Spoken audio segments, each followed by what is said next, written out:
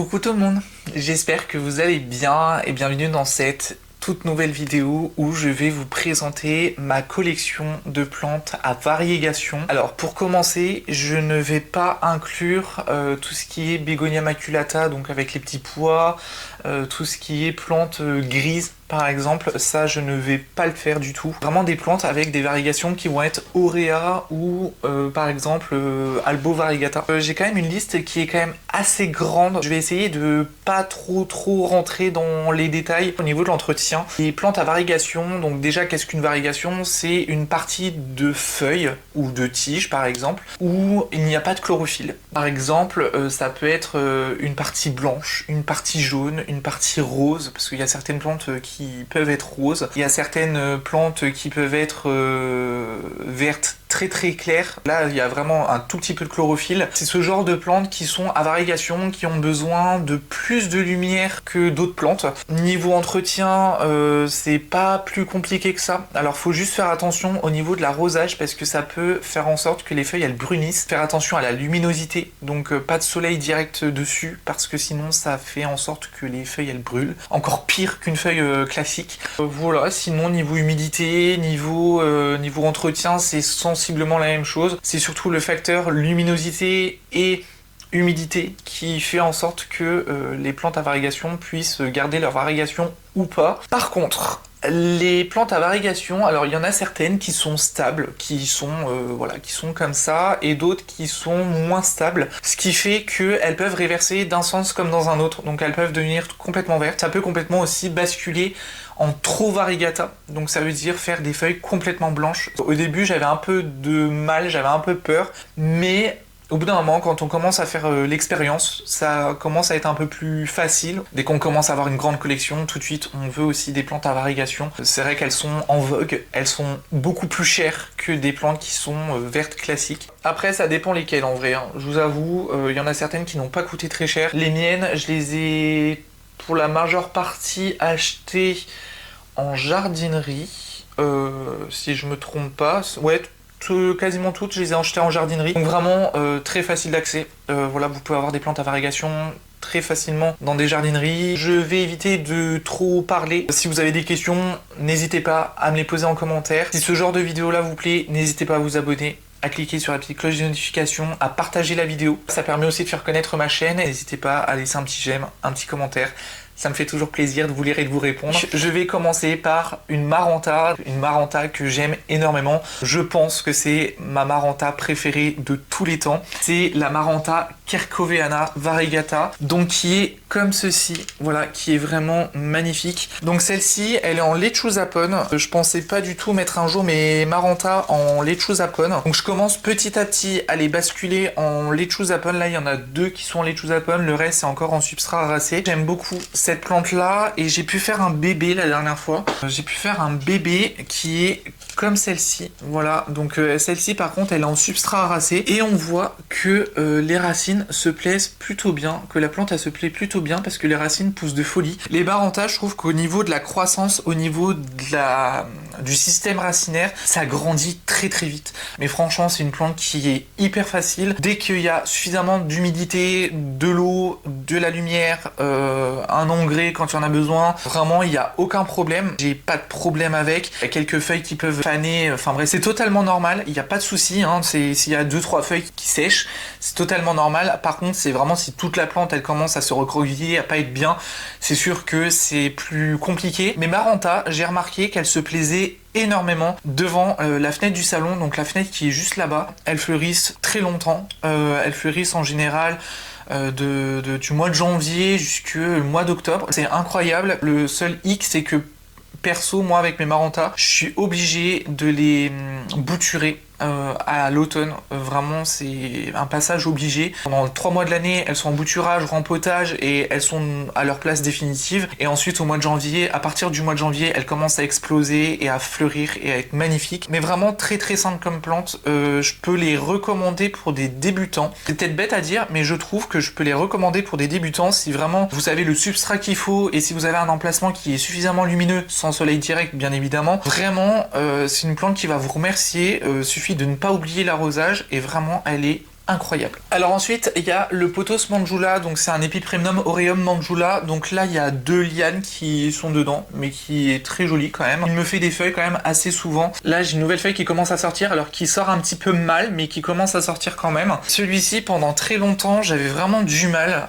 parce que il me faisait ça, ce genre de choses-là. Ça, par exemple, c'est un problème d'humidité en fait. C'est soit parce que le terreau a été trop humide longtemps, soit parce que j'ai mal fait quelque chose. C'est la seule feuille qui est comme ça. Toutes les autres feuilles, elles sont vraiment magnifiques. Ce pothos-là peut malheureusement réverser. J'avais eu une bouture dans un gros pot où il y avait une liane qui était complètement verte et je me suis dit bah vas-y, essaye de la mettre en tuteur. Ça avait plutôt bien fonctionné jusqu'au jour où malheureusement elle a cané, mais c'est pas grave parce que ça j'en ai déjà un deuxième et j'ai une deuxième partie qui est sur tuteur, donc vraiment qui est comme ceci. Je vous l'ai déjà montré pas mal de fois. Il vit plutôt bien. Alors les feuilles, je pensais vraiment qu'il allait me faire des plus grandes feuilles. Celle-ci elle est quand même un peu plus grande que les autres, mais pas plus que ça. J'aimerais bien que la plante elle puisse s'agripper parce que c'est vrai que je sais pas si vous avez remarqué, mais il y a les liens qui sont toujours là. Un peu déçu quand même parce que normalement c'est censé faire des grandes feuilles. J'ai vu sur la chaîne de Ciné Plant Guys, waouh, c'est un truc de fou. Franchement, son pothos Manjula, il est incroyable. Ses pothos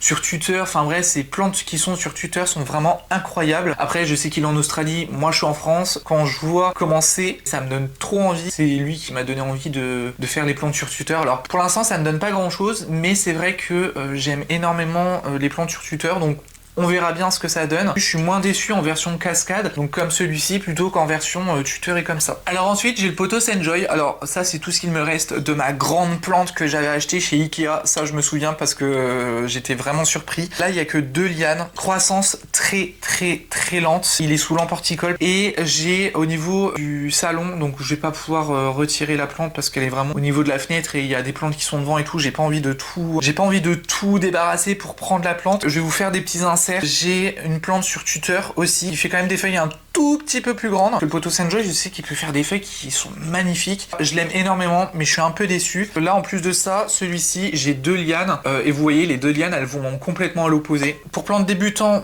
oui, parce que c'est un pothos. Ouais, c'est un pothos qui est super joli. Franchement, il est quand même très beau. Alors ensuite, j'ai ma Monstera Deliciosa Variegata. C'est la Monstera qui fait des feuilles comme ça. Il y a quand même des belles racines, alors les racines je les laisse. Outre le fait qu'au niveau esthétique ça soit pas joli, les racines aériennes je ne les couperai jamais. Elles pourront faire 3 mètres de long, je les couperai pas parce que j'ai pas envie d'abîmer ma plante. Mais je suis quand même très fier quand même de l'avoir quand même très grande. Mais ce qui s'est passé, c'est que une feuille sur 2, à partir du milieu à peu près, ça a commencé à ne plus être trop variegata. Faut que j'arrive à porter, j'ai vraiment du mal à porter, je suis désolé. La feuille, elle a commencé à plus trop être variegata ici, donc vous voyez, elle avait un peu réversé. Je me suis dit, ça y est, ma plante, elle réverse, va falloir que je la coupe. Mais ensuite, elle a commencé à me refaire une feuille variegata comme ça. Une feuille complètement verte, ensuite une feuille avec des variegations, une feuille complètement verte. Et ensuite, elle m'a ressorti cette feuille-là. Donc une feuille sur 2, elle m'a fait une feuille variegata et une autre pas variegata. Ça, c'est une plante qui a été créée en laboratoire. Celle-ci, je l'ai achetée chez Jardiland l'année dernière. J'avais fait un haul, je vous le mettrai en barre d'informations. Et dans le petit i, si ça vous intéresse. Vraiment, j'aime beaucoup parce que c'est une plante qui est vraiment incroyable. On le voit sur Insta, sur les réseaux et tout ça.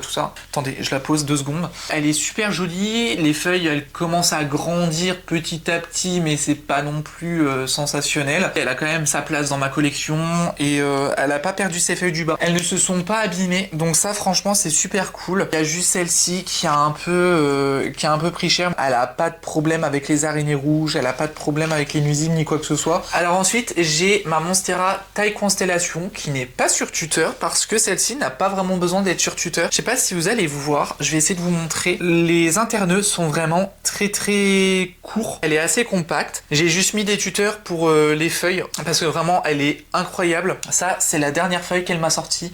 Je pensais pas du tout qu'un jour j'allais avoir une Monstera qui allait me faire des feuilles aussi grandes. Ça ne m'est jamais arrivé. Déjà, celle-ci, elle était vraiment très belle. Il va falloir que je la rempote quand même assez rapidement. Il va falloir aussi que j'arrive à la sortir du pot parce que j'ai l'impression que le cache-pot n'est pas vraiment adapté. Je pense qu'un pot beaucoup plus grand pourra lui faire beaucoup de bien. Très content. Et là, je vois, il y a un petit pot de feuilles. Je vais essayer de vous montrer juste ici. au bout de mon doigt. Je sais pas si vous allez bien voir. C'est une plante qui vit super bien. Alors ensuite, j'ai l'Epiprenum pinnatum marble. Ça, c'est un Epiprenum pinnatum, donc on le remarque parce que les feuilles sont quand même beaucoup plus allongées. Et même si ce sont des petites feuilles, on voit qu'il y a des fenestrations. Je trouve que son cache-pot lui va super bien. J'aime énormément cette plante-là, très facile. Plante pour débutants aussi. Je sais pas si vous avez remarqué, mais il y a une partie qui est complètement réversée. Il y a 2-3 lianes dedans qui ont complètement réversé. Entretien vraiment très facile. Elle est sur le meuble télé, pas non plus excessivement à la lumière, donc voilà, mais elle garde quand même ses variegations. Forcément, les feuilles elles vont être plus petites parce que je la fais cascader. Les feuilles sont plus allongées en haut, un peu plus arrondies sur le bas. Alors ensuite, j'ai mon Hoya Crimson Queen. Il m'avait fait une feuille au tout début. Un petit peu bizarre, mais c'est pas grave. Donc lui, quand il pousse, il fait des petites feuilles roses. Au début, j'ai eu un gros problème. Là, il n'y a qu'une seule liane qui se ramifie. J'aimerais bien que ça se ramifie quand même un peu plus, mais bon, elle en a vécu des vertes et des pas mûres. Mais c'est vrai qu'elle a quand même sa place dans ma collection. Et là, on voit qu'il y a de nouvelles feuilles qui arrivent. Elles sont très jolies. Elle pousse quand même relativement vite. Celui-ci, c'est mon Hoya Burtoniae variegata. Les feuilles, elles sont comme celle-ci. Vraiment, elles sont toutes douces. Lui, c'est le seul qui n'a pas perdu une seule feuille. Il pousse super bien. Il était vraiment tout petit. Donc vous savez comment sont vendus les Hoya en général. Ils sont vraiment très petits avec 4 feuilles qui se battent en duel. Celui-ci, en presque un an, il a poussé de folie. Et les racines sont vraiment très jolies. Et lui, par contre, il a que 2 lianes. 2 lianes et il est comme ça. Juste sur la liane que je tire, il y a déjà 3 ramifications. Vraiment, lui, il pousse de folie. Au début, les Hoya, j'avais vraiment du mal. Je comprenais pas trop c'était quoi l'engouement par rapport à ces plantes-là. Je les trouvais très difficiles. Et puis au final, je me suis dit, non, bah vas-y, essaye à ton tour. Et puis lui, je l'ai eu chez Truffaut. Voilà, en mars 2025. Et puis voilà, il a un peu plus d'un an. Et vraiment, il a plutôt bien poussé. Alors ensuite, le Florida que j'aime le plus, c'est le philodendron Florida Beauty. C'est le philodendron avec les variegations jaunes. Toutes les feuilles sont un spectacle à elles toutes seules. Celui-ci va vraiment falloir que je le fasse grimper sur un tuteur. Là, il est en train de me ressortir une nouvelle feuille. Là, on a du moitié-moitié. Là, on a presque que du vert. Très jolies les feuilles, hein. On peut dire qu'elles sont très très belles. C'est une plante qui ne pousse pas vite, certes, mais c'est une plante qui fait quand même un beau spectacle à chaque fois qu'elle sort une nouvelle feuille. Avec des conditions bancales, j'ai quand même réussi à la garder. Donc bon, après elle était sous l'emporticole, elle était voilà, il y avait quand même l'humidificateur qui tournait de temps en temps. Donc en soit, ça l'a quand même pas mal aidé. C'est une plante qui est incroyable.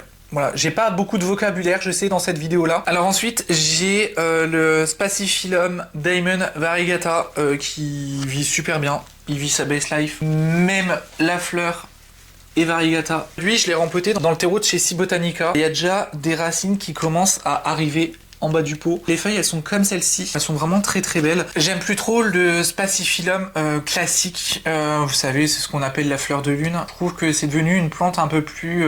peut-être dommage à dire comme ça, mais devenue insignifiante. Ça nous le rend bien, parce que l'inflorescence, elle est toujours là. Ça va faire 2 mois qu'elle est à la maison.